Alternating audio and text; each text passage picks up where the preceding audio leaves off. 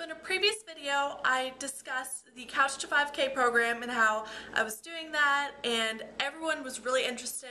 I got lots of responses on that video about it. If you follow me on Twitter, you know that I finished the Couch to 5K program this week. When I tweeted about it, I got lots of really nice responses from you guys, my YouTube friends, and a lot of y'all wanted to hear kind of what I thought about it and wanted me to make a video about Couch to 5K. So first of all, thank you all of you for your support. You guys have been super supportive of me doing this, and that's been super great. So first I want to talk about kind of what the Couch to 5K program is, and then how I did it, and then kind of some tips for people who are thinking about doing it based on what I wish I would have done differently or what really worked for me. So Couch to 5K is a workout program designed to get you from doing nothing to being able to jog or run for 5K or for 30 minutes depending on how you do it. You can do it based on distance or based on time. I did mine based on time, so really it was more of a couch to jogging for 30 minutes, but obviously that doesn't sound as catchy. It's a 9-week program with 3 workouts a week. You can just do them every other day, but you're not supposed to do it every day or any more than once every other day. It's not like something you buy or something you join.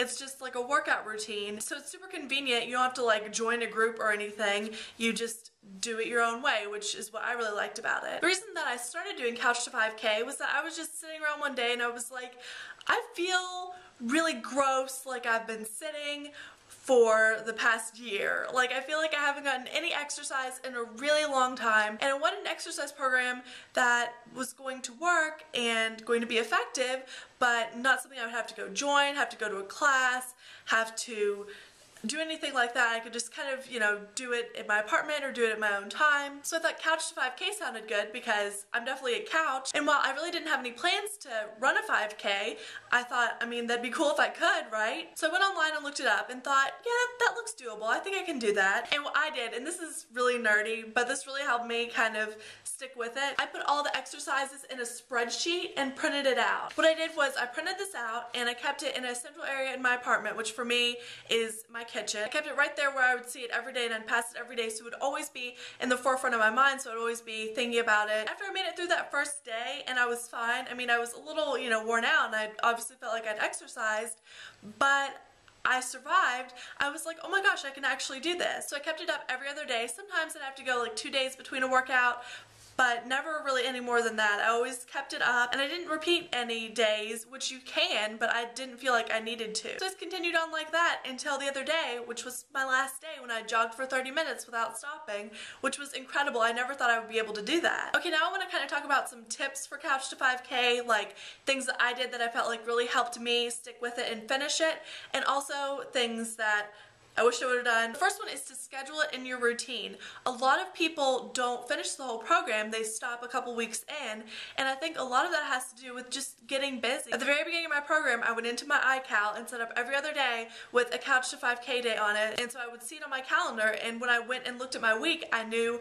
what days I was going to be working out. If I knew some days were going to be busier than others, then I would, you know, work around that and make sure that I was still able to get it in every other day or every couple days. For any kind of exercise routine that involves a lot of walking or jogging or running, whatever, it's really, really important to have good shoes, like sneakers that support your feet and are comfortable. Even if you've never had a problem with your feet or joints or anything like that, it's so really important to get some good sneakers to run in or walk in or whatever. If you work out in the wrong kind of shoes, then that can cause joint pain and foot pain and just be really uncomfortable, and it's no good. Good shoes make you more comfortable, and they help reduce joint pain and muscle fatigue and all that. This is kind of generic advice that anyone can take, but especially when doing something like this, drink water. Of course, it's important to stay hydrated when working out. That's kind of an obvious thing. But for me, it's really noticeable if I haven't had enough water, because I just feel so dried out and I get tired easier, and it's not good. I need to make sure that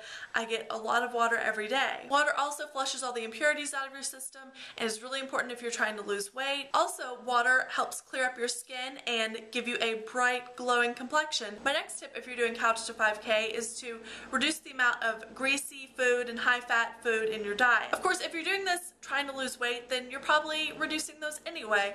But if you're just doing this to run, you may not be thinking about it. Of course, junk food, fast fast food, stuff like that isn't good for anyone, and no one should eat too much of it. I noticed when I was doing this program that if I had had a lot of junk food, then I really felt really weighed down and really sluggish, and it was so much harder to jog because I wasn't getting the proper nutrients and I was putting crap into my body instead of good things. My last tip for Couch to 5K is to take your time with the program and enjoy it. If you get to a workout and you're trying to do it and it's just like too hard for you right now, that's okay. Go back to do the previous one until you feel comfortable to move on. It's okay to repeat days. That's why I said take your time. This program is just you against you. You know, you're not competing with anyone.